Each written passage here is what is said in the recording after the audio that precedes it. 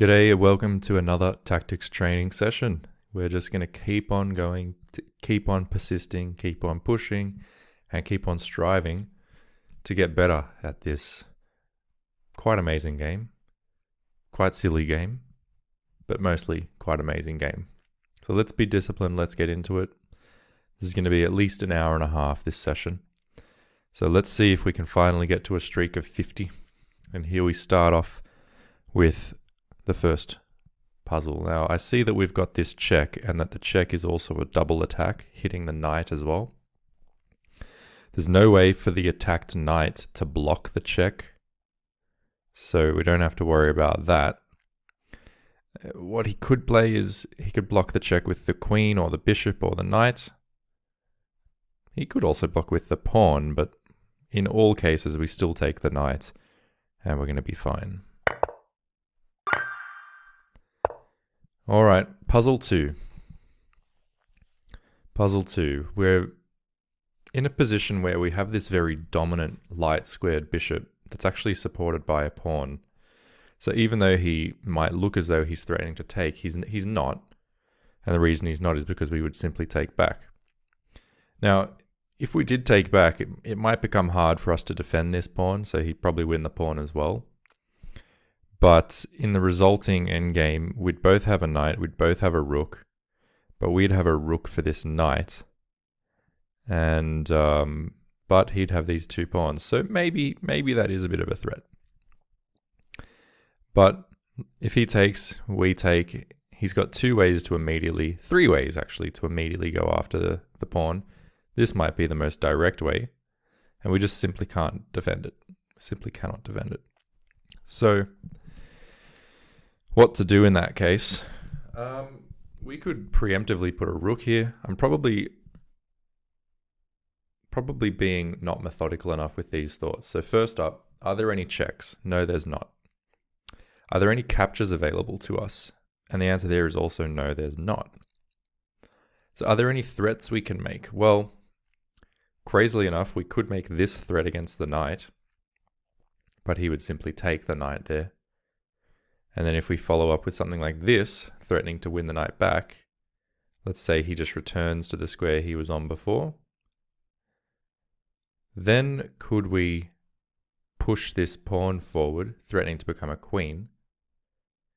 He would have to probably come somewhere like this or this, and we could actually become a queen, and after he takes, we can take back with our bishop.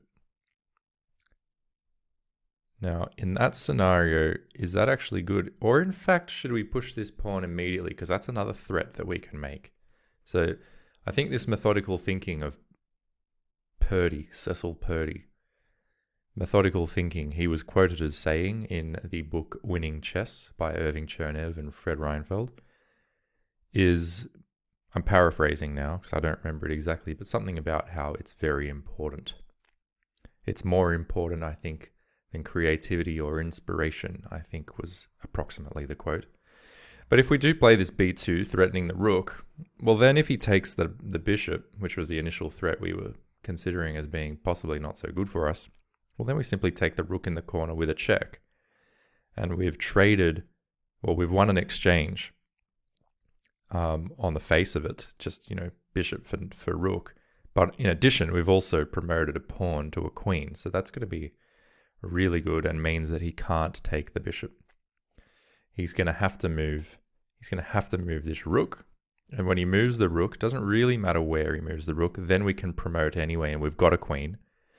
And once we get that queen, he's going to have to give the rook up for the queen, and then we're going to take back. And in that resulting endgame, we have a knight for a knight, we have a bishop for a knight, we have a rook for a rook, and we have a rook for two pawns. So that is the way to go.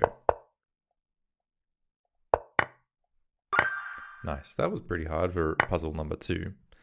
But it did highlight the importance of thinking methodically. So let's continue that. Here's a check. So I'm thinking about checks first. He has to actually move to one of these squares and we can finish him off with a mate. This is a simple mate in 2. In this case, are there any checks available to us? And the answer there is yes, there are. There are both of these available to us. So we could take he's going to take back most likely with a rook. If he does, he drops a pawn, which wouldn't be the end of the world. He could also take back with the knight if he wants to preserve the pawn, however. So what else could we do here? There's only this other check, but he simply takes. So the checks I don't think look particularly promising. I don't think there's really that much to be gained by swapping queens, essentially. But what we could do is also look for other checks, because I didn't see this one at first, but this is also a check, and it comes with the beautiful advantage of also hitting the rook. So this methodical thinking, very helpful. Thinking about the checks, he can block the check, but he can't block it with the attacked rook, which means we're going to scoop over and take that rook. All right, this position, there's lots of bishops in close proximity to each other, which gives it a very busy feeling. But let's be methodical, and the first check I see is this, and it seems actually that it should work, because if he takes, he abandons this bishop and allows us to take it with another check. And that would be a very powerful check to allow, because his king would only have this square to go to. And from there, we could actually even play this check with the bishop, taking all of these squares away from him with our bishop and queen. He could then come here. He could then come here. That is true. And there it does become a little bit more difficult to find the follow-up, but I still think this might be a good way to start. And once he comes up here, maybe we provide the check with the queen. Because if we provide the check with the queen, now he's forced here. And once he goes there, well, then we can provide another check here. And once we provide this check, well, he has to either come here or here. If he comes here, we've got this check. But let's see what would happen if he comes to this square. It's kind of, yeah, again, it's a little bit hard to find the follow-up there. So check, and he comes here. Is there something that I'm missing? Even after check and he comes here. Is there something that I'm missing there? Maybe it's simply a matter of taking the pawn. He takes back, we take the bishop. We've won a pawn. He has to move. He moves here. And then we just come back and win this pawn as well. And in that position, it is 3 pawns versus 3 pawns.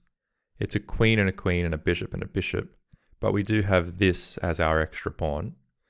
So I suppose in that position, we can't really be worse unless there's something immediate that he can do here. When his king is here and our queen is here, and these 3 pieces are off the board. So they're off the board. What can he do there? He can't take there because we still defend. So that's okay. This pawn would be under attack if we play something like this. He takes, we take queen. He could take even here. But then we would be able to drop our queen back. So he would have to take our queen first, then we can take this pawn, and I think we're doing really quite all right there. So I am liking this, but I'm not 100% convinced. What other opportunities may we have? Well, we may have this as an opportunity. Are there any other checks? I should have a good look and be looking very carefully at the checks first. So this was certainly one of them. Are there any others? Well, we certainly can't provide a check with the light squared bishop to a king that's on a dark square. Same deal. Well, no, the queen's a bit more versatile, so the queen could potentially provide a check, but not in this particular position. What about other threatening moves?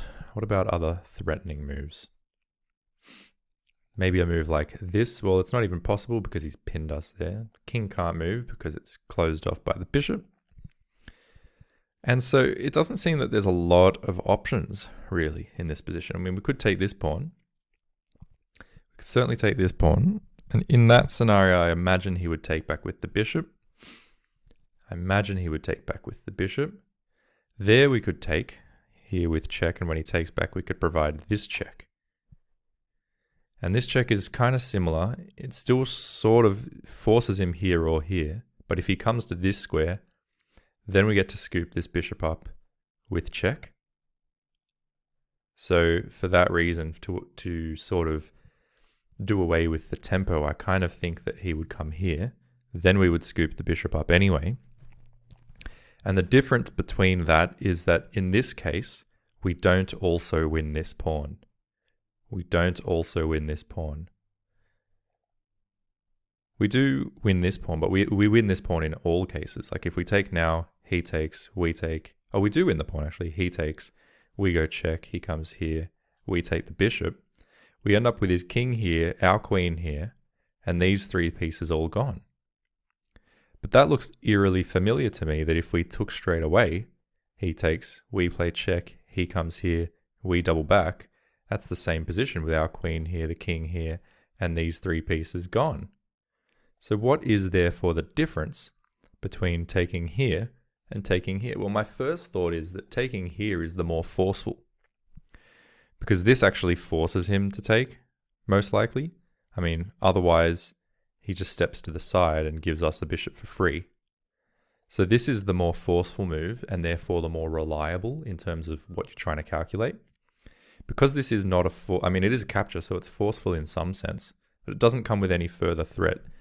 Maybe there is actually another option here for him that I'm not paying attention to, and even though I can't see it, just the fact that it's less forceful than this might give him more options. So therefore, I think I would lean still towards this. He takes, I take, he comes here, and I double back and take this pawn. I just don't know really why that's so good. I mean, I'm still attacking this pawn.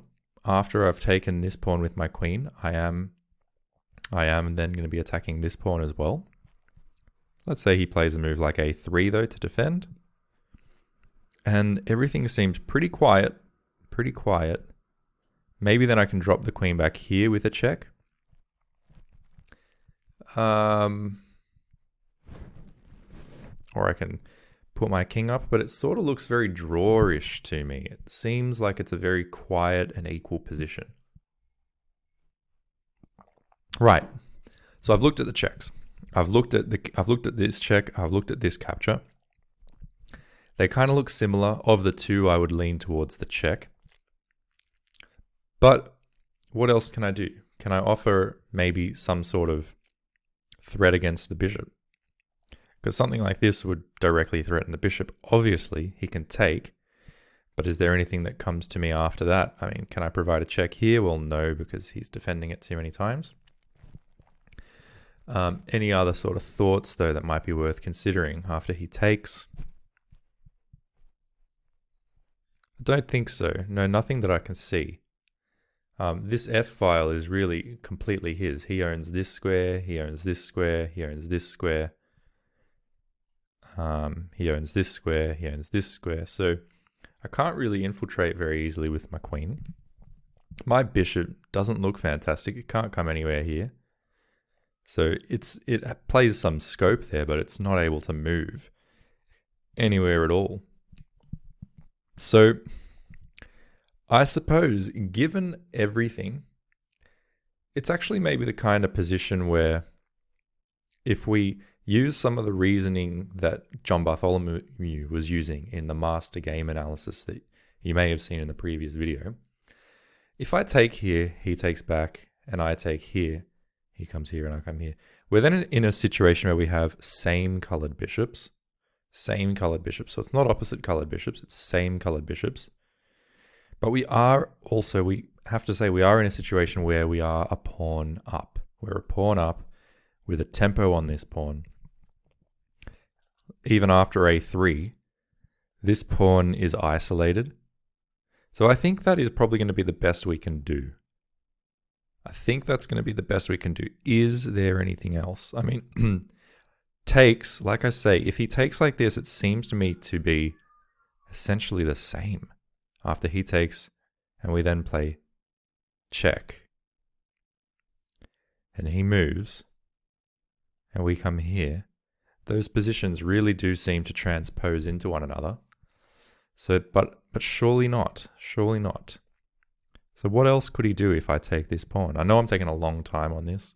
And I do need to work on my time management, but today I'm here for accuracy. I'm here to get to a streak of 50, and I don't want to die on a streak of 4. Obviously, I'll try again if that happens, but we're trying to evolve our thinking here. So what happens if we play c takes d6?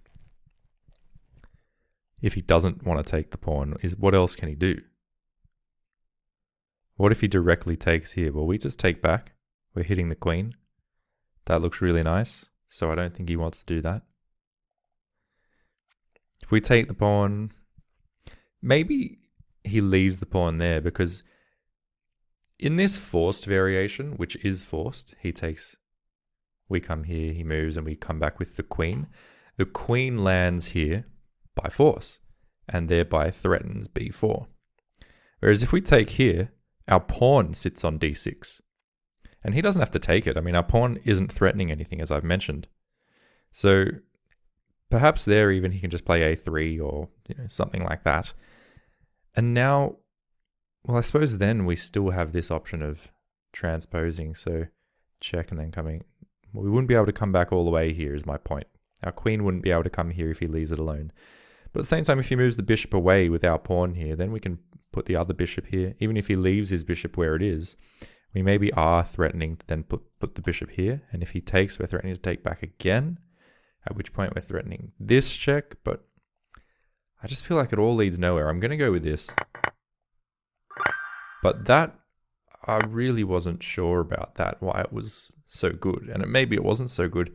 I'm going to go back just quickly. I want to see what the evaluation is of this position. Is it a draw? That's what I would like to know. I mean, takes. Is it a draw? No, black is considerably better according to the computer. I'll just move myself down here.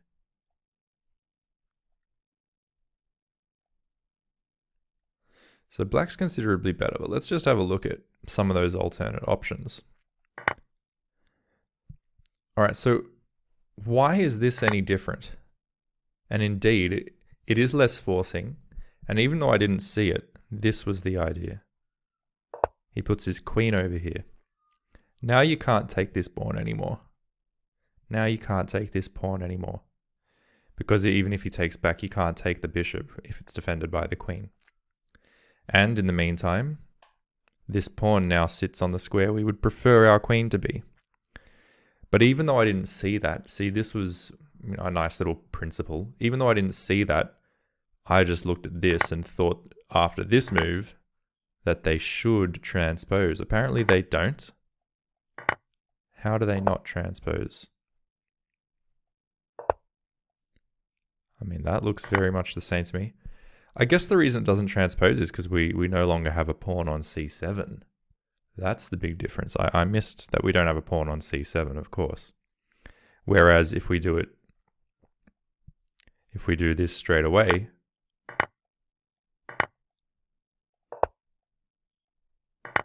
we have a pawn on c7. And I guess having that extra pawn is what gives us this extra advantage.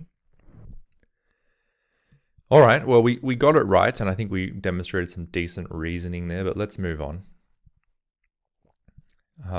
The evaluation of the position that I had as roughly equal, maybe a little bit better for us given the extra pawn, was maybe underestimating how good it was for us. I mean, that extra pawn really made it a comfortable position.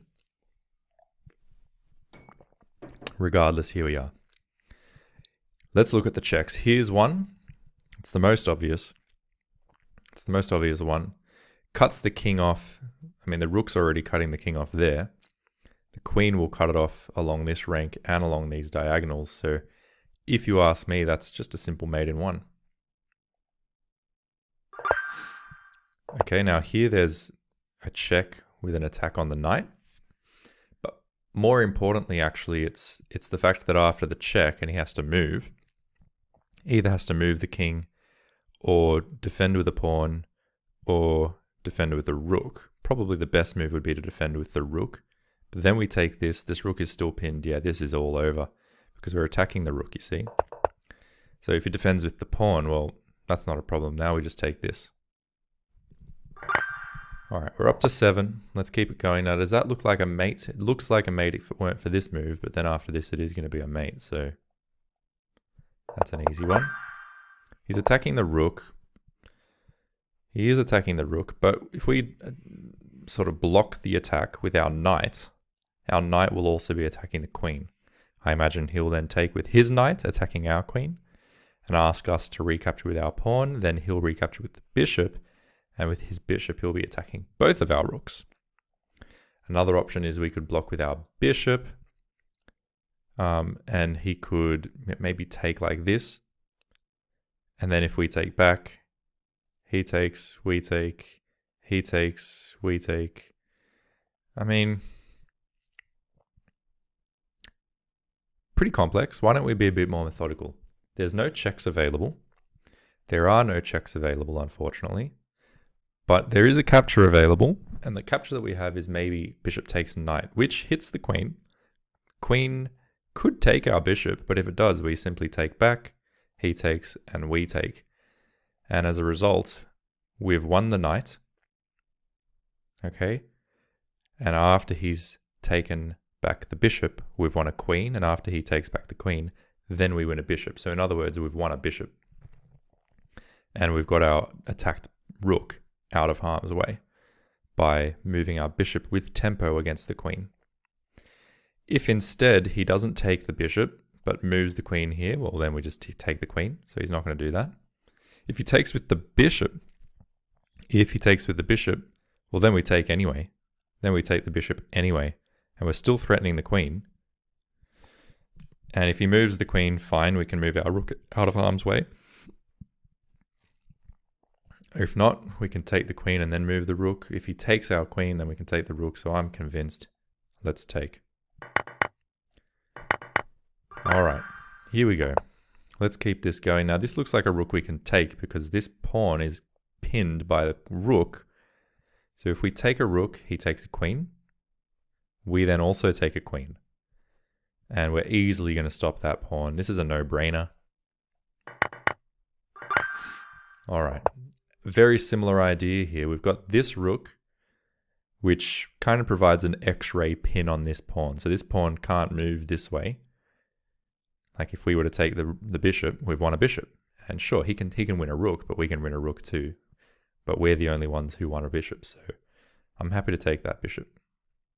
I didn't calculate what would happen if he gave us this rook as well, but I don't think it should change much. Now, we should stop though, because I was surprised, and reevaluate. So if we take the rook, he's obviously going to try and save the other rook, but we still have taken a rook. That's important to note. We've taken a bishop, he's taken a pawn. So far we're doing well. If we take a rook and he gives us a check and come back and then he takes a rook, well, we've both taken a rook. But again, I'm the only one that's taken a bishop. And I've also destroyed some of his pawn structure. I've opened up the d file, so I'm still happy to go down this route. All right, good. Here's a nice fork, and it's going to win a queen. I can't imagine how that's really ever going to be bad for us. So it's very tempting just to play this move automatically. He has to move to one of these 3 squares. If he moved to this square, then we would go check first and foremost, just to get one of these trades in. And then only after he moves, then we'd take the queen and everything's good. But even if he moves down here or here attacking the knight, it's no big deal. We take the queen. Everything else is really nicely sorted. After we take the queen, he actually has to take back here before he can even take this pawn. And after he takes back, well, we don't really care about that pawn. Let's go for it. Okie doke. Now here again, it looks like our knight is pinned to our queen, but it's not in the sense that we can move it away with a check. And the fact that we can move it away with a check is huge because this queen cuts off the G file from the black king. And so that black king is actually going to have to move back here. And then this queen can scoop up and take the rook, supported by the knight, delivering checkmate. So we don't even take the queen, we give mate. Now, in this scenario, in this scenario, we've got some nice threats. I can see a mate coming here. The only reason we can't give that mate is because this knight defends. So one thing we could do is just take this knight, take it off the board, check. It's one of the checks. Now he can't move the king at all because all the squares are taken. So he's literally 100% forced to take with this knight. But in taking with this knight, he abandons this square. So we're not going to double back and take the knight with check, allow him to escape this way, then give a check, allow him to come this way. No. We're going to go take, and then when he comes here, we're going to come here, game over straight away. Check, mate. All right, so he's got 2 rooks on the 3rd rank, so he's wanting to give some sort of checks along those lines. Now, what we want to do about that is really up to us. What if we give this check up here, he comes here, then we go check here? That forces him back, and then we can give a mate, can we not? Now, look, I haven't really thought about this, so let's think about it because we're here for accuracy. We're here for the 50 today. So after check, he's got either this or this. Let's say he moves towards the center because why not? Well, then we come back, and let's say he moves again towards the center. Then that's a mate. Yeah. Okay, so he's attacking the bishop. Very well. We, however, have a check. So if we're looking at checks, this is a nice one that also hits the knight. Seems to win a knight, and after that we're going to be up a full minor piece by the looks of things. So that seems hard to go by. Check, he has to move somewhere. We take the knight. If he wants to take a pawn, we can take it back. He takes back. And we should be able to go on. In fact, with our bishop here, he can't use this pawn without losing the queen. So that's an important point. After check and he moves, we come here. If he wants to take this pawn, that's fine. We take back. If he then takes with the rook, so be that. We've got a good position. We're up a lot of material. It would be an interesting kind of position to play against the computer. So that might be a good exercise later on would be to play this against the computer, to continue from here against the computer. So what I'll do is I'll open this in a new window, and I'll do this later in my own time. For now, let's keep going with these puzzles. All right, well, looks to me like we can take this pawn here with a check. King's going to have to move. And then we're going to have this opportunity to move the rook away with a tempo. Maybe here, so we're also threatening the queen. Giving another check. And in fact, is that not a checkmate? It doesn't even really matter where we put the rook, because wherever we go with the rook, it's checked by the bishop and the king can't go. So as far as I can tell, any move with the rook other than to this first rank is a checkmate. Am I wrong in thinking that? There's nothing he can do to take this bishop, which is providing a check, and there's nowhere he can put the queen, the king. So I'm just going to put it anywhere. And yes, indeed, it was a mate. It would be a wonderful coincidence if that actually was the only square. All right. Are there any checks available here? There's not. There are no checks available.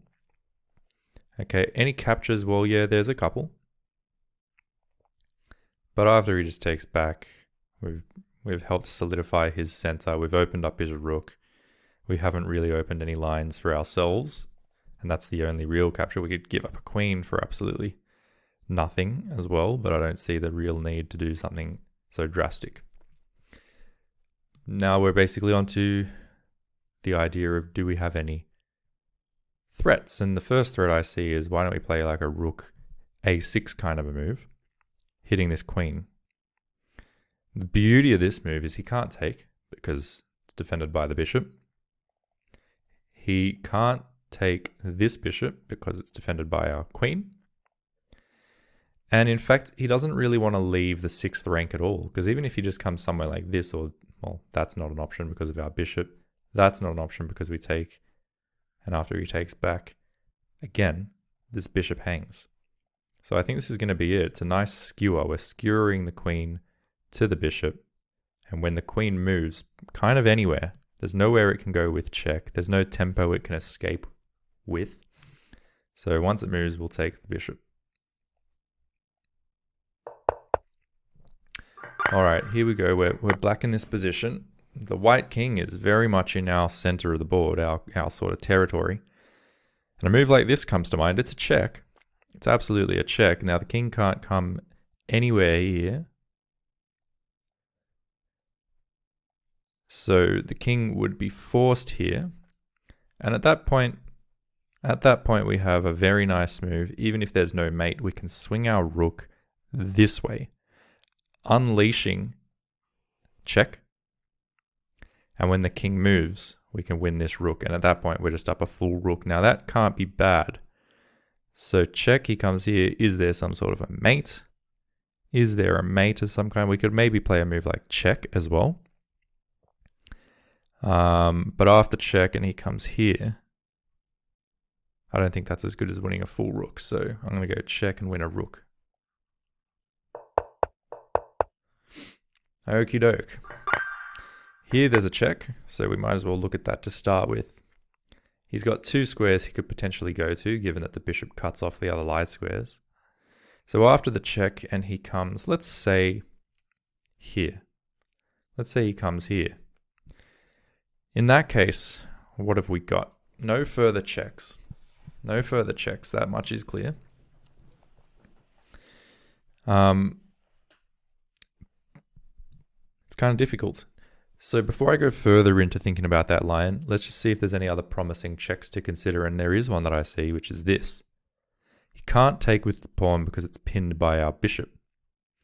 So now his king can't go anywhere here and he's literally forced there. And then when our rook lands here, supported by the bishop, it'll be a mate. So that's mate in two. Nothing you can do. And we're up to 20. Let's keep this good streak going. This is the streak of accuracy we're going for today. Now, checks. Yes, there's a check right here. There's a check right here. I guess technically there's a check here as well. There's also a check here. So we've got a few moves. This one's actually not a bad one. It wasn't the first one that came to mind, but just in terms of being systematic and methodical, it was certainly one of the ones that needed to be looked at, just for the fact that it exists. And now that I look at it, I like it because we are giving a check. If the king moves away, then we take the rook with a checkmate. So he can't actually move the king away. He could take with the queen, but we take back and then we've won a queen for a bishop. So he's not going to want to do that. His only other real options there would include blocking with the pawn. But again, we take that straight away and it's check as well as a fork on the queen. Or blocking with this pawn. So that would have to be the way he does that. He would have to, by force, respond like this. Now, do we have a good follow-up there? That's the real question. Do we have a good follow-up to that? And I'm not sure that we do.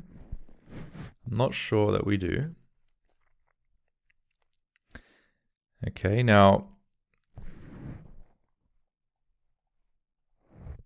therefore, what do we want to do? If that's not going to be it, we can look at some of the other checks that we had. Like, for example, this one. This is quite a nice one. Because if he takes the pawn, if he takes the bishop, we take the rook. And in that scenario, we want a rook and a pawn for a bishop. But if you keep calculating, he's going to take this rook as well. He's going to take this rook as well. And then, what are we going to do? Then we can develop our bishop out. And we're threatening this pawn. We're threatening it with our queen and with our bishop. And at the same time, we're also threatening to regather the knight. I think this is a big enough threat that he has to deal with it somehow. He doesn't want us to be coming in like this with our queen with a check. He can't get his bishop or knight there in time, so he could maybe defend it with his queen in some way, shape, or form. Not there because our bishop doesn't exist anymore, so he could maybe come there. But again, we take we take the knight. And in that scenario, we've won this and this for this. But we've lost this exchange. We've lost that exchange. So you can sort of count the material. We're going to win this and this and this. That's 5, 6, 7, 8, 9 points of material. And we've given up 5, 6, 7, 8 points of material. So we do win a little bit of material. Basically, we win this pawn. He takes, we win a rook. He probably takes this. We come here. He probably wants to defend this pawn in some way, shape, or form. He probably doesn't want to just bring the knight back. If he does, then we just go check and win the knight anyway. So not only do we win a bit of material, but we completely devastate his kingside. We devastate his kingside, and look at our king. Cheerio, nothing wrong over here. So he lacks lots of development. I think this is going to be the way to go. Is there anything else that we could consider maybe after this? Was there a nice move? I don't think so. I don't think so. Maybe we could consider a move like this, attacking the queen. I also didn't mind this as an idea. Attacking the queen, supported by the knight. And if the queen moves, say here, well, then we can take the knight. The problem is if we attack the queen, he's going to take this rook. The rook is going to take our queen. So maybe we could even take a rook. That's a check as well that needs to be considered. And if he takes, then we can come here attacking the queen. We've given up a queen already. We've already won a knight. Now we're attacking a queen. And when the queen moves, well, then we take the knight. In that scenario, though, we have lost material rather than gained it. And his kingside structure is still okay. So I'm going to go for this. And then I'm going to take this. Cool. All right, we're reasoning our way through reasonably. Now in this scenario, we've got a check. It's right here. It forces him to come over to this square. And then we've got this check. And that's also quite nice because it forces him over here. Unless he just wants to give up an exchange. Which, why should he do that? If he does that, then we're just up lots of material. So after check, he comes here, we come here. He has to come here. Then we have this check as well. And all of a sudden, there's really nowhere for that king to go. It's actually checkmate. Which means he will actually, when we give this check, he will actually have to give up this exchange. He will have to give up this exchange. His king's there, our queen is here. And funnily enough, even that won't be enough. Check, check, here, he comes here. We can then give this check as well. And if he comes here, then we can give up the exchange. No, I think we give up the exchange straight away. So this, and then I think he has to give the exchange up.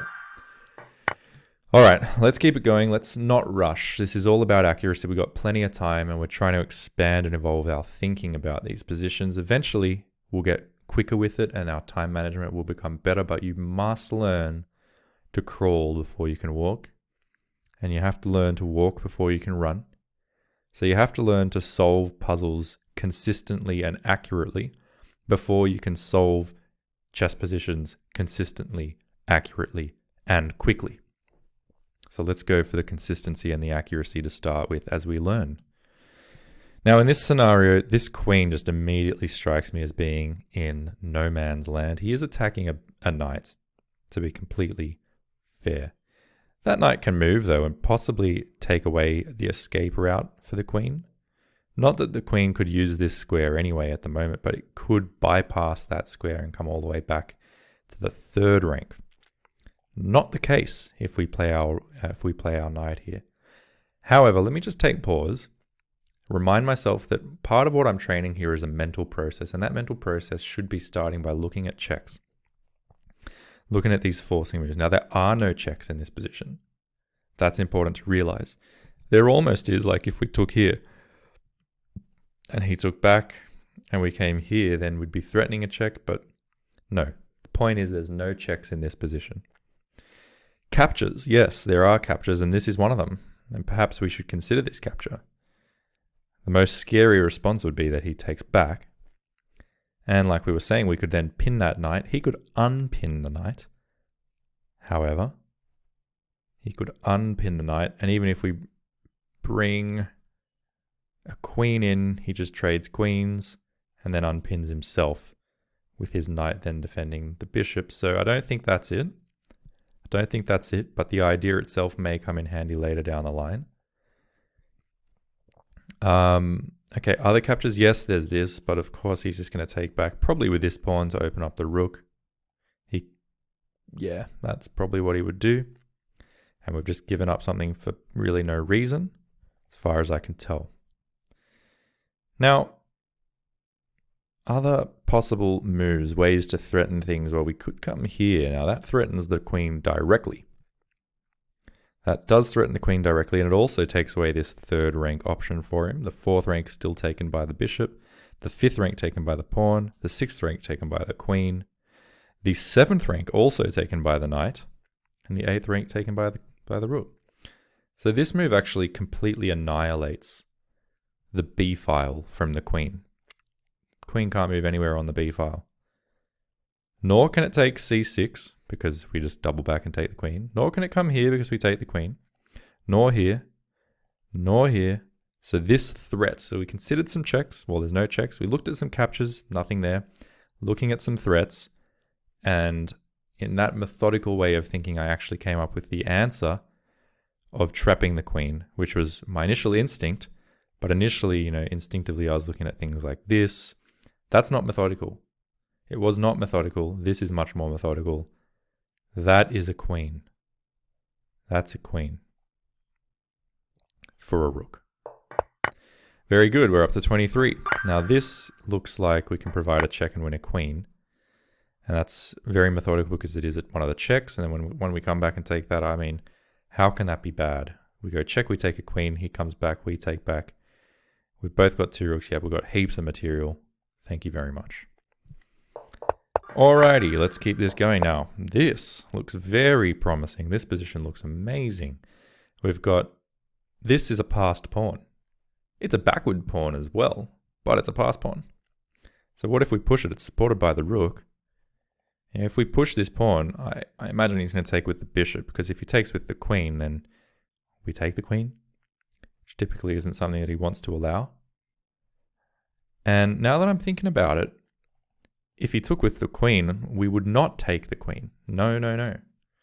Bugger that. If you take with the queen, you give up defense of this guy, then I'm going to go like this and just end the game on the spot with checkmate. So therefore, the queen can't actually defend this square. That's an illusion. There is no defense of this square by the queen. Only the bishop defends that square. So therefore, we can push this pawn, and if the bishop takes, we can take with the rook. We can take with the rook, safe in the knowledge that he can't touch it. For if he touches it, he gets mated. Now, obviously, chess ain't that simple. If we do this, he doesn't have to take with the bishop. But we are attacking the queen, so he has to be very careful about what he wants to do. If he just moves the queen away somewhere, maybe even here, well, there we still take. There we take as well. So if he moves the queen away somewhere like this, where it doesn't just get taken straight away, well, then we can continue our attack, maybe with something like check, or maybe with just continuing to push our passed pawns. Now, passed pawns must be pushed, they say. Here we're threatening to become a queen. And that's typically not a bad idea, but there he could bring the bishop back, attacking our queen, but that wouldn't work because, again, we would give a mate. So I'm very much liking this idea. Let's say he comes back somewhere. Okay. Then we come here, threatening to become a queen. What if he comes here then? Well, then I would think we just get a queen over here. He takes, we take, check, mate. Well, he has to come back anyway. Once he comes back, then we take, he takes, and we've got heaps of extra material compared to him. So that's really good as well. The only other thing is, what if he doesn't move the queen? What if he instead counterattacks our queen? wins a pawn in the process. Well, look, I think in that case, we take a rook. So yeah, you want a pawn, but we want a rook. Then he takes a queen, we also take a queen. So we've won heaps of material there. We're threatening to get another queen, so this is it. So he takes, we're going to take back. Very nice. We're up to 25. We're halfway there. We've never got to 50 before. We've become quite close. Never actually got directly to the 50. So will today be the day? Maybe. Let's keep on being methodical. What sort of checks do we have available? Believe it or not, this is a check we could do. But after he takes back, I don't see the follow-up. Don't see the follow-up. There's no other checks that we have available at the minute. There is this capture, but he's going to capture our queen. And again, I don't see a follow-up. We could take the rook, but again, he takes the queen, and I don't see the follow-up. Although we could take a bishop, he also takes a bishop. So that's just giving up a queen for a bishop, for a rook, sorry. So I don't like the captures. I don't like the checks. Threats-wise, the biggest threat of all is a threat of checkmate. And that would be the case after a move like this. So if we play a move like this, threatening checkmate, I assume he would play a move along these lines, interfering with our queen's threatening of mate, and also just threatening our queen. So our queen there would really have to move, and I suppose there's nothing too wrong with just dropping back, picking up a pawn, defending the bishop, and still having this attack on the rook. So let's say the rook then moves. If the rook then moves, keep in mind we're also threatening the other rook in that scenario. So this threatens mate. Doesn't matter if he pushes the pawn or if he uses the bishop. In either case, we drop back with the queen. We're threatening this rook. If he uses the pawn, it's even worse, because then not only are we threatening the rook, but we're also threatening to just jump back in with check and then finish the job with mate. So I think he does have to do it with the bishop. Then when we take this, we're threatening the rook. So either the rook moves, well, the rook basically has to move. And then we consider where we're at. We've got this beautiful passed pawn. We can even just push it immediately because we're immediately threatening to fork a rook and a queen. So pushing that would be already a nice move. If he ever comes in with something like this,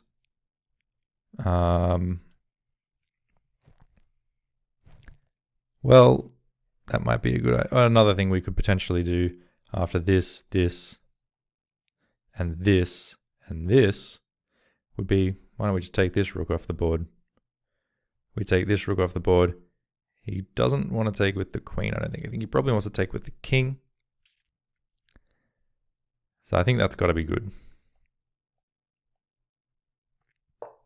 That would be another interesting position to play out against the computer. All right, because it's one thing to get into a winning position. It's another thing to convert that winning position. So one thing I might do is actually a video on those positions that I've mentioned today, those two positions, which have been good, but which I've said I'll practice winning them against the computer. I'll make a video of that, and we'll see if I can actually finish those games off, because that's a skill in itself, without a doubt. Now, this is a very interesting position. We can firstly, let's be methodical. There's no checks available, so that's that. Looking at captures, I'm looking at this capture he can take back. That then allows us to take this knight with the queen, which seems a bit ridiculous. But we also then get to take the rook. And not only do we take the rook with check, we actually take the rook with checkmate. And that's a very forcing line, because if we take this, and that's the whole point of methodical thinking, as espoused by Chernev and Reinfeld and by Cecil Purdy, these moves that spite, as Purdy says, they force your opponent. I mean, is he just going to let us take the knight and just play some random move to make some luft for the king? Well, no, because then we just bring the bishop back and we've won a full knight.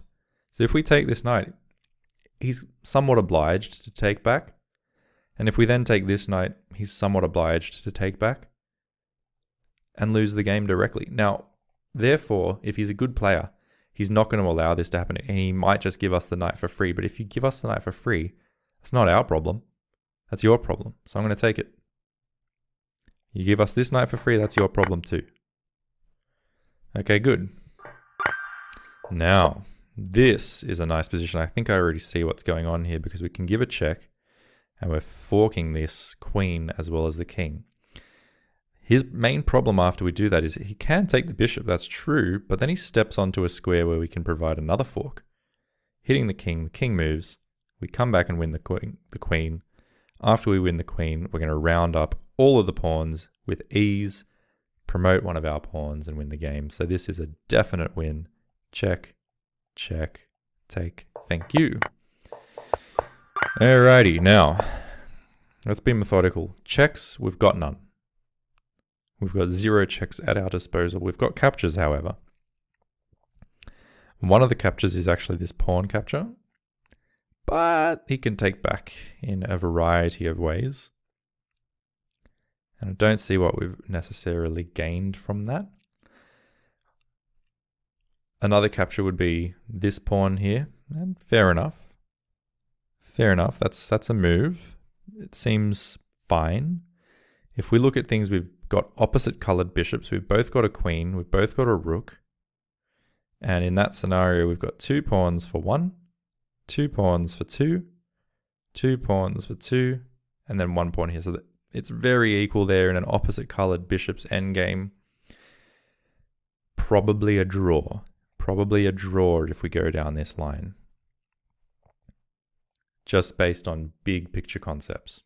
So can we do better than a draw is the basic question. Maybe something like this is another capture we could consider. But after he takes back, we're doing worse than a draw for sure.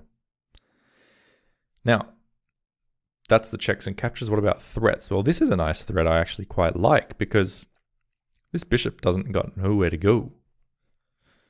Got nowhere to go. Can't come here, here, or here. So most likely he's going to take the pawn. Why is that a good idea? Well, because then we can take this pawn.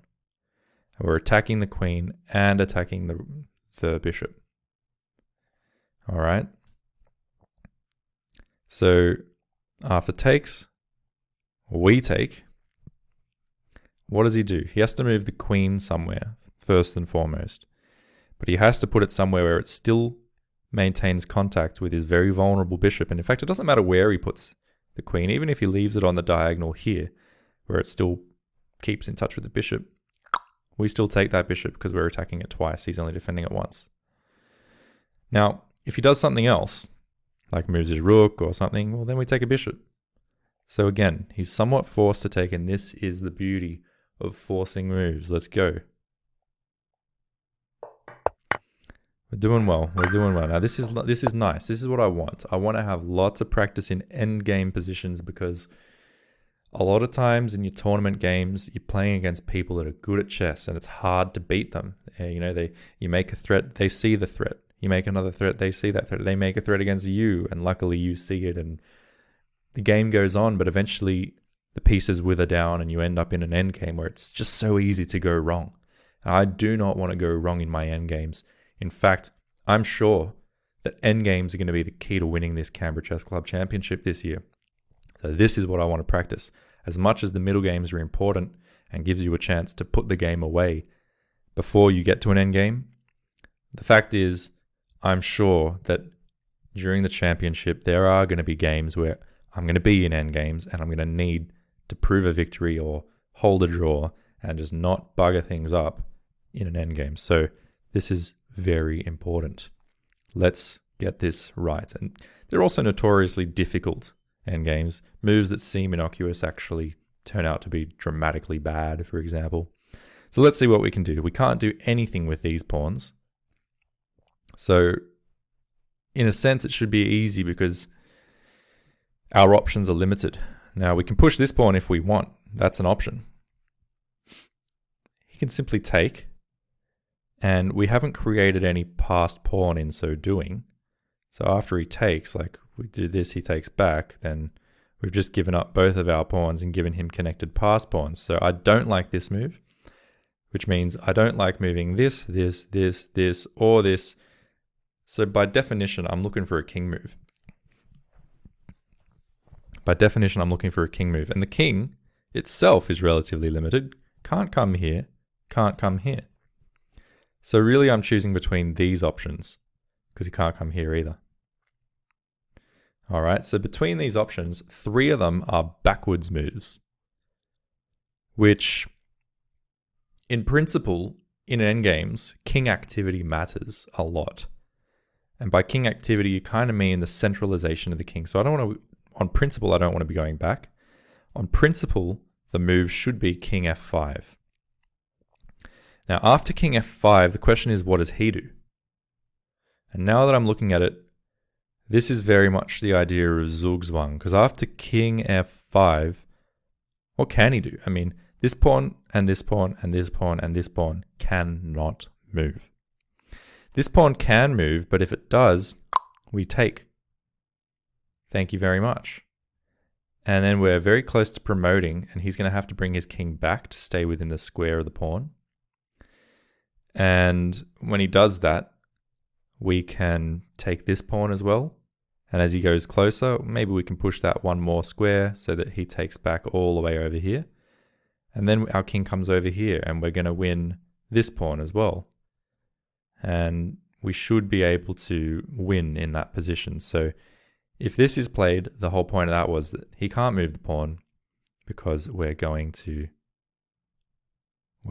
force his king all the way back and then start winning the other pawns. And so that can't be bad. So what else can he do? If he can't move these pawns, and if he moves this pawn, just pushes it forward, well, we can take that as well. We can take that, but if we do take that, then he comes here and takes the opposition. And that almost looks drawish because, again, we can't come back here. We can't step forward anymore. So we'd have to come here. He can't take the opposition again, though, because our beautiful pawn here does a good job. Okay, so I'm going to try and calculate this now without arrows, because over the board in the championship, I'm not going to have arrows. So king f5, pawn e6, king comes back and takes e6, king e4, king f6. What does he do? I mean, he can go back to king d4, but then my king comes back up to king f4 anyway. Sorry, king f5 anyway. And again, he has to make a king move. And in that scenario, I suppose what he probably wants to do, he probably wants to go king c4 and take my pawn on b4. That would be his plan. And I think, therefore, that would be his plan immediately. Let's say king f5, and I'm doing this, I'll do this without arrows, then I'll do it with arrows. So try and play along. King f5, king c4. King takes e5, king takes b4, king d4, king a4, king takes c5, b4, king c4. I think there I'm just doing really well. I think this is working out really well. Now, you'll note I've said, I think it's working out well. Normally, by the time you get into these endgames, in championship games, local championship, I'm calling it a championship because that's what it's called. But normally by the time you get there, you don't have a lot of time on the clock to work these things out. So you do tend to make moves based on principle, like, I don't want to move my king back, let's move it forward. And that certainly can guide you well. But you want to know.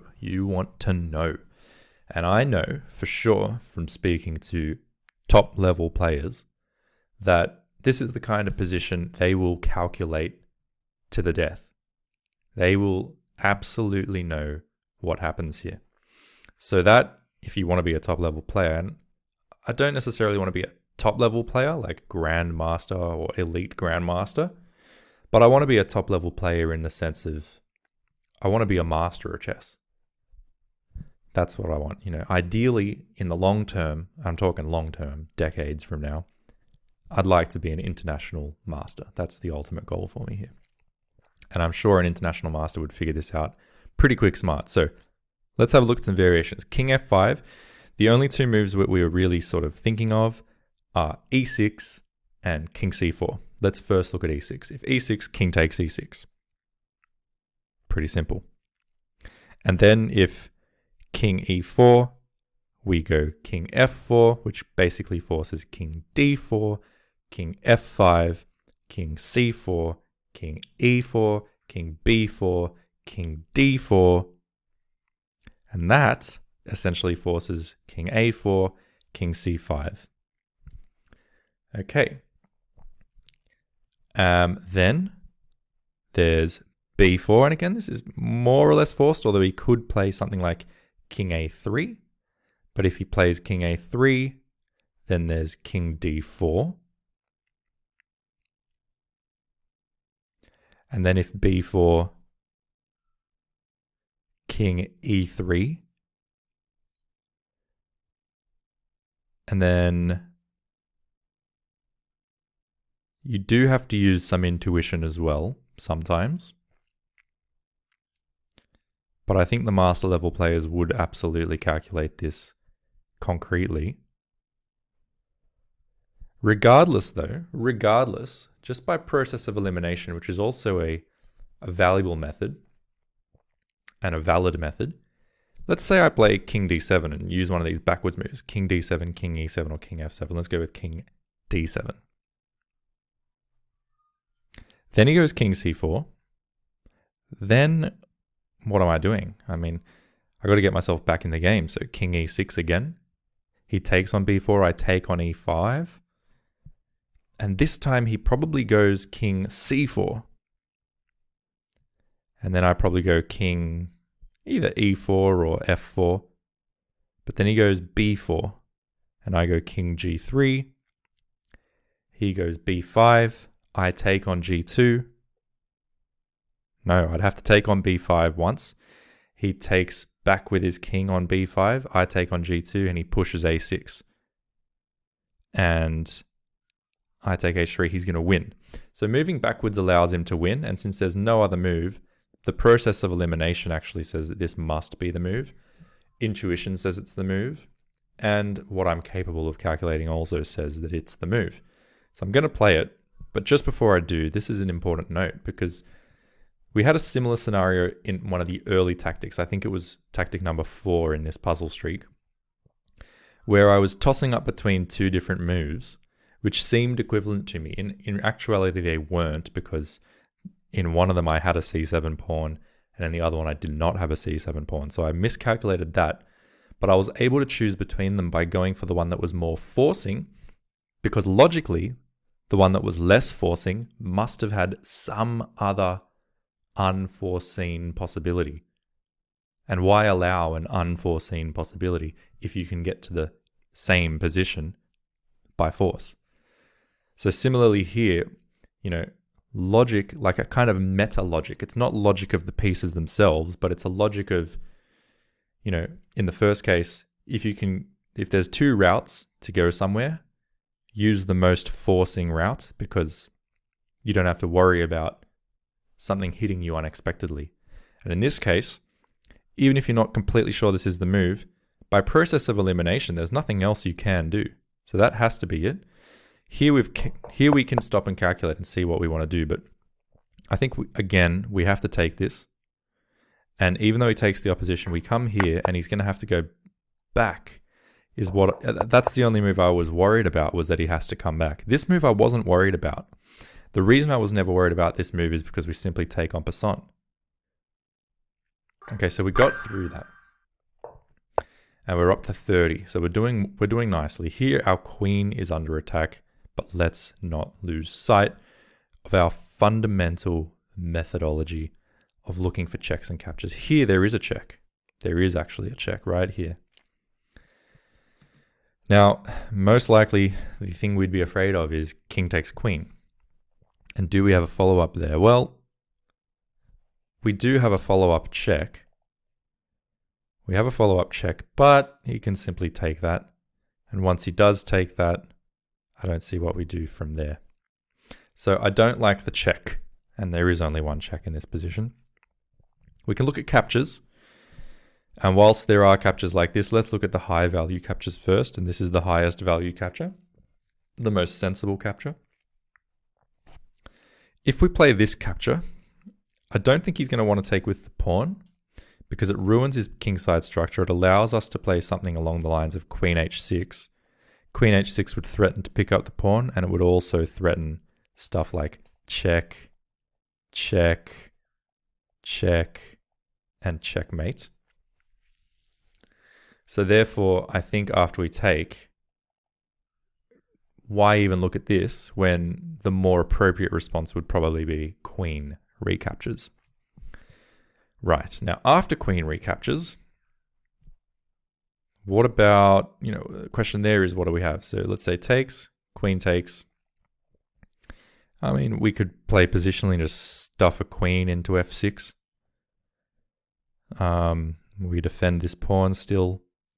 We threaten g4. Those things could be good. Okay, so take. Do we have any other captures now in this position? Certainly I still think no checks in this position. I mean, there is this check, but king just takes and there's nothing left. So in that position, checks or captures, checking for checks and captures. I don't think so. I mean, maybe we could just do something like this. Ooh, maybe we could do something like this and offer a trade of bishops. But now that I'm looking at this again, yes, we looked at the check and we're basically saying it allows a trade and, maybe then we can have some more trades, but there's nothing really concrete. So fine, let's look at some other things. Let's go down the line from checks to captures. Let's look at some threats now. And here's a nice threat. Threatening to just take the queen. Threatening to take the queen. Now he can take a knight, but we take a queen. So that's good for us, not for him. And if he moves the queen, then it doesn't really matter where he goes because we're going to be able to take this bishop off the board. And maybe even would start by taking this knight off the board. So I like that. Oh no! I rushed it. And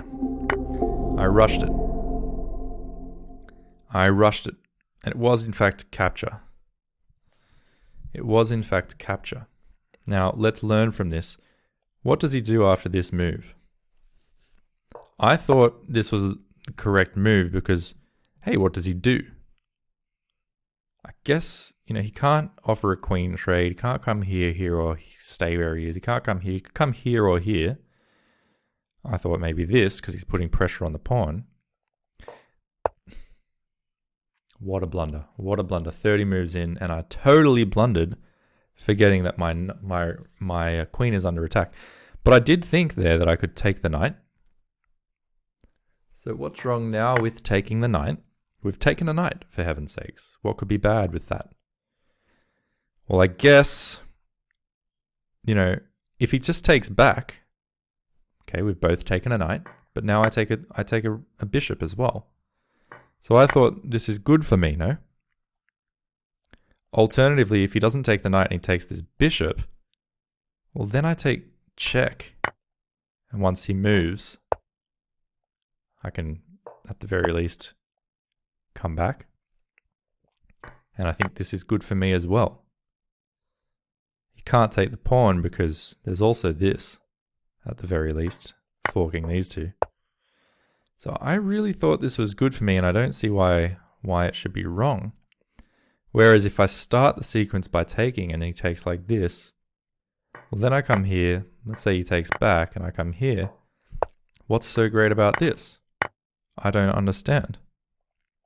This is where we might have a chance to evolve our thinking. So let's keep looking. So what was wrong with this? Can he take the bishop? Well, then I take the queen. And if he takes queen, I take knight.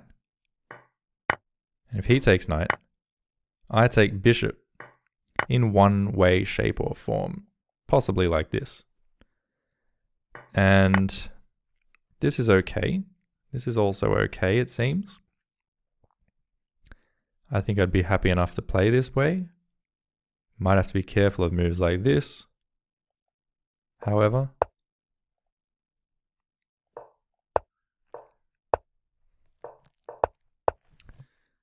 yeah, maybe it just turns out to be better for black. But I really don't understand. Like, is that the move then? Takes. I mean, maybe that is. Maybe then I can give a check. He takes.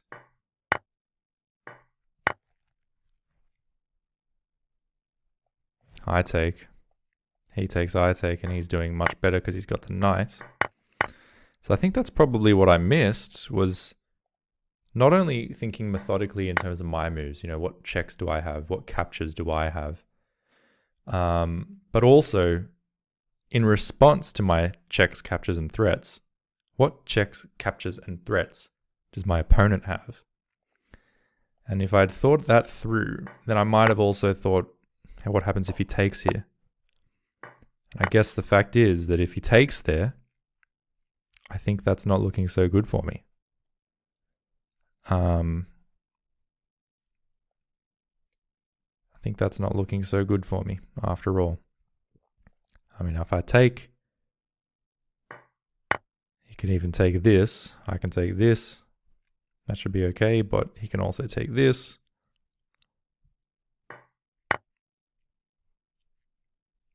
Again, I really thought this would be okay, but apparently not. I mean, this looks like it should be okay. What's the evaluation here? It's in black's favor. It's in black's favor. It's not the end of the world necessarily, although this move is hard to deal with. This move is hard to deal with. Black has a comfortable position despite only a small objective advantage. It's much more comfortable for black. Now, I assume that's where I went wrong here. No, in fact, because if he takes the bishop, I take queen, he takes back, I take knight. Yeah, this is one of the things I calculated. I take this, but then I thought the rook comes in. Computers are saying this is all zeros. I did think about this. He comes here. So it's basically an even fight there, but feels uncomfortable for white. But actually the problem with this move, which should have been the first thing I considered, was my queen still is under attack. And after queen takes queen, bishop takes queen, he just take your pick of how you want to take back. And that was just a pure blunder. The first thing noticed was, hey, my queen is under attack. And I didn't do anything about it. I instead counterattacked his queen without even considering what happens if he takes my queen, as threatened. So we got 30 streaks, we got 30 moves in on the streak, and unfortunately that was the end of it. What I'm going to do now, I'm going to pause the video, but I'm going to come back in a second, and I'm going to do the bishop versus knight checkmate, which you may have seen me struggling with a couple of videos ago. I think we've got it under control now, so let's practice it. If I get into a bishop and knight endgame in this championship, I am not going to lose that game, so let's give it a practice run. Okay, here we go. It's time to try and get a checkmate against black using only the king, the bishop, and the knight. And the first step in this process is to, like most endgames, activate the king. I don't think there's any particular science in how you do this, just get the king up to the center. And then eventually what we want to do is push this king to the edge of the board, whether it's this edge, this edge, this edge, or even this edge. Doesn't really matter. I guess this one's probably the closest, so let's try and get him there slowly. All right, let's try and get him there slowly. So I'm going to play this check first to cut this diagonal off. And then I want to cut this square off by playing my knight in. And now I'll just come here so that we're blocking off all these squares for him. Okay, and now I'll bring my king up. And we're trying to box him in, basically. We're trying to box him in. So he's still boxed in this regard. Okay, this square would be a nice one to control, but I can't quite control it just yet. I'm going to come here. He's going to come back. Now, I should be able just to play a waiting move here. But if I play this move as a waiting move, he'll come here. Then I can come here. He's going to come here, but we're getting him towards the edge of the board. So I think that's all right. Let's wait. All right. Now we can provide a check if we want. But after he comes back, we can provide this check. He comes here. It's slightly annoying. We could also provide this check. Let's do that. Yes, he comes back, but okay, let's come back ourselves. He's moving closer toward where we want him to be. So, let's move our king closer as well. Okay. This is still under our control. We can play this waiting move to take this square under our control, pushing him further back towards the edge, which is what we want to be doing. Moving him closer towards the edge. Now we can take these two squares away by bringing our knight closer to the action. So that's probably a nice way to start. Ooh, maybe a bit inaccurate because he's able to attack the knight, but I'm just going to come here anyway. He's getting pretty close to the edge there. The knight's now well defended. If we come here, he can come here. It's the annoying thing. Whereas if we come here, he can come here, which is also a little bit annoying. So therefore, maybe I'm going to come here with the knight. And then can I come closer in with my king?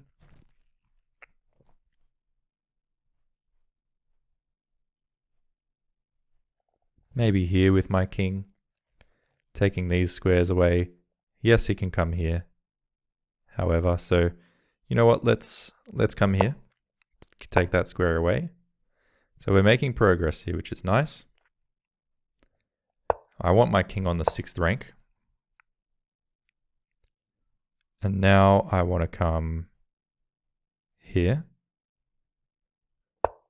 So he's very much boxed in now, you see. So if I come here, we're about to achieve the ideal setup which we want to achieve. Being careful to not stalemate him or anything. What we want to do is achieve this kind of setup where we have the bishop here, which we don't yet have. So it's giving me a question of whether I've done this wrong. Have I actually done this wrong? Or is there a way now to proceed? I think what I'll do is come here. And now let's take this square away from him.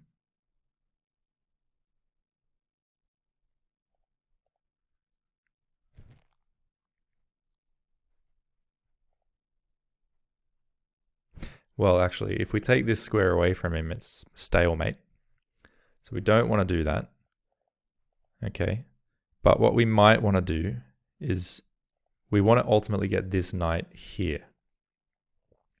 So how we can do that is maybe 1, 2, 3. If we do this right away, he starts moving over this way. If we then come here, he moves further. So we don't love that. I just want to put the bishop here. So we can't come here. Now we can come here. Now we can come here. And now we can come here. Now we've got things under control. Okay. So we've achieved the setup. This position is actually equivalent to this position. Because even if we were in this position or this position, doesn't matter. What we want to do now is employ this thing called the W method. And it starts by taking this square away using our bishop. So we take this square away, forcing his king this way. Then we're going to draw a W with the knight, slowly but surely. W. All right, let's start. It does depend on what he does.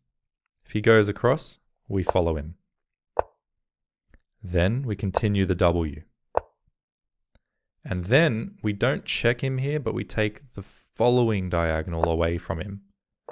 And you can see that actually our pieces are restricting him greatly. So he's very much restricted here, you see.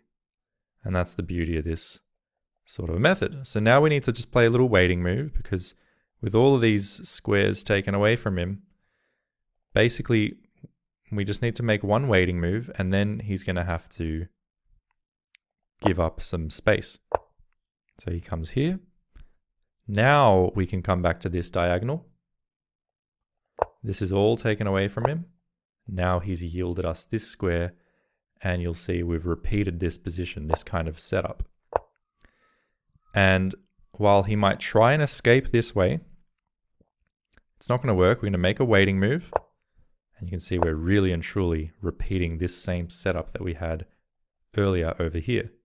And we're going to follow the same method. We're going to take this square away from him. And when he moves, we're going to complete the W. We're going to keep the W going. Now, previously he went this way and we followed him and then came with the W. This way he's gone back.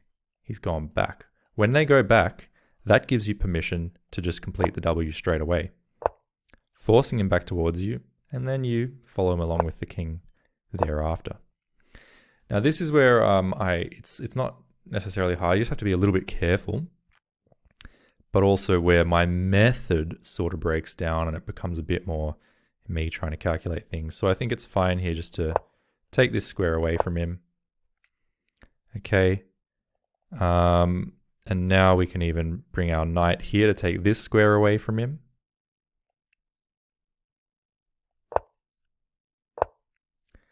And now we can come here. He's only got this square as a possibility. And now we're getting really close to the mate. Ultimately, what we want to do is we want to jump the knight here at a point in time where it's with a check. It also, we don't want him to be able to escape here with his king. So if we were to give this check now, he would come here. Then we could give this check and he would escape and it would be all for naught. But if we just make a little waiting move, he's only got this square. It's the only square he can move to. So once he moves there, then we can play check. And with our bishop here, he can't run this way. So he'd actually have to come back. And then there's going to be a checkmate. So actually, 1, 2, 3 is actually checkmate. And you can make the waiting move here. You can make it here, here, here. It really doesn't matter. The point is you need to prevent him from coming here. And then on the next move, after check, and he comes back, you need to be able to give the mate from one of these squares. So which one is the most elegant? I'm going to go for the sniper option today. This is the sniper option. Check. And the long range headshot to finish the game. So it is a bit of a fiddly kind of a thing, and it's a good thing to be able to practice. We'll do one more practice, this time in a rotated edition, because you don't know which kind of orientation you might end up with in these endgames. So it's going to be the same idea though. Let's go. Let's bring the king towards the center. He seems to be just running toward a corner and making life a bit easier for us this time around. No massive method here for me, just, again, trying to bring him toward a corner of the board, essentially. So let's do that. Here we can provide a check, and I don't see why we shouldn't. I quite like that because it takes all these squares away from him. And when he comes here, we can give this check, which forces him here. And now we have the exact position that we want. We can either put the bishop here, and there you go. We've got that position in upside down terms. You can put it here. In fact, you can put it anywhere along this diagonal, as long as on the next move, which he's forced to come here, you're ready to take that square away from him and then go through the W method. Now the W, if he comes this way, you chase him with the king. Whereas if he comes back, then you follow the W straight away. So that's basically it. Let's do it. Let's just do it this way. Let's take this square away from him. And you see, you actually don't really have to think in this part. We're going to do the W because there's a certain geometry to it. We chase him because he's run, we chase. And then we continue with the W, taking these squares away. Okay, and now remember, we don't give him a check here, which allows him onto this diagonal. Instead, what we want to do is actually take this diagonal away from him straight away. If we take this diagonal, then he's actually confined to this square, given that the knight takes these squares from him too. He could come here too, but the point is we're boxing him in. So we take this diagonal away. Okay, and now we make a little waiting move. And now we cut him off, making him yield this square. And we've moved along. Now again, make a waiting move so that we can then take this square away from him. And we're going to continue the W. If he runs, we'll follow him. But if he comes back, we just continue the W. And then we follow. All right. So that's all well and good. That's all well and good. Now we can take this square away like we did last time, forcing him here. And then we can come here if we like. Okay, and things are looking really good. We can bring our king here because there's really not a lot of options for him at this point in time. And now, should we do the sniper option or should we go for the pistol? I think we're going to use the pistol attempt this time around. Like, let's see, if we come here, actually it doesn't quite work because he comes here and then check, he actually takes the bishop. So the most pistol we can do is this.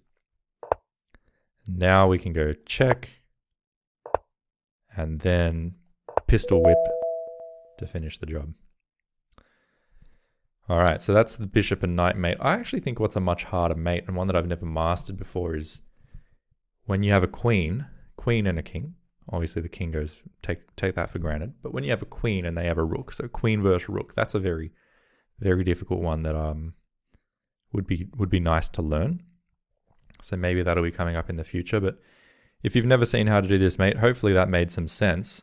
You can definitely come onto this knight and bishop mate interactive lesson on lichess.org and practice it for yourself. They give this sort of restricting the king to various triangles method, which to me is very difficult. The W method I think is really quite easy. You can find good videos on it online. Daniel Naroditsky's got one. I think the Chess Network has one. I think a lot of places actually have it. It's actually a relatively simple thing. It's just a matter of basically learning it. Now let's do 3 more puzzles. Let's just do 3 more puzzles because we've got a bit of time and we want to be getting better. There's a check here. Ooh, there's a check here too, which also forks the rook. So I ipso facto prefer that check. Not only does it hit the rook, but it's also just flat out checkmate. So that looks nice. Okay, any checks here? Well, yes, there is. There's this check, forces the king over this way. And then there's actually checkmate. So mate in 2 is normally a nice idea. Here there's a check that also wins the queen. Yeah, he's threatening the bishop, but if we're going to win a queen, I don't think we really care too much about that. Maybe we do, because to start with, we don't actually have a queen ourselves. But by process of elimination, what could be better than taking a pawn? Check, he takes... We take a queen. Okay, let's say he takes rook. Well, then we can actually save our bishop, interestingly enough. So we're going to take. All right, here we've got this check. Now he can't come to this square because then we'd mate him. But also if he comes over here, we're going to check him again. So that's not going to be very good for him. And that's how the cookie crumbles. So here we can take this with check. After he takes back, we can take this rook. So essentially we're winning a pawn for a knight, but then we're winning a full rook. So that's good for us. Here we've got a check, which also removes the defender of the bishop, so that's nice. Here we've got a check. That king's going to have to move away from the defense of the rook, which means we're then going to be able to take the rook and deliver a mate. So obviously I'm going quicker here, but I'm not being as careful, to be fair. Now I can take this rook, and if he takes back, he loses the knight. Whereas if I take the knight, he can take this rook first with check, and then win the queen. So let's take the rook, and then let's take the knight. Ooh, good move. But I can block with the bishop. It's a detail I missed, however. Now here it looks like I can just take the queen. When he takes back, I would almost have mate, but I think this is basically mate straight away. If not, it's winning a queen. There we go. All right, now there's a back rank mate, supported by the bishop. Here is a nice little endgame. We've got little time. The principal would say you do this. And then probably we do this even. Take that. Okay, there's a check, and then we can win the rook. And then we can win this rook too. There's a check, there's a mate. Yes, we are doing a lot quicker this time, but again, I'm not a big fan of this quick play unless you actually know what you're doing. Now, what happens if we take this? Not sure. What happens if we do this? He takes this. What happens if we do this? Hitting the queen and hitting the knight. Where does that queen go? I mean, it can go somewhere, but we take back. That's an interesting idea. Certainly an interesting idea.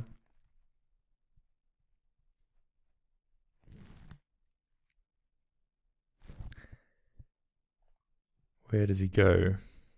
If he comes here, we take. And we're just also threatening the queen. If he comes here,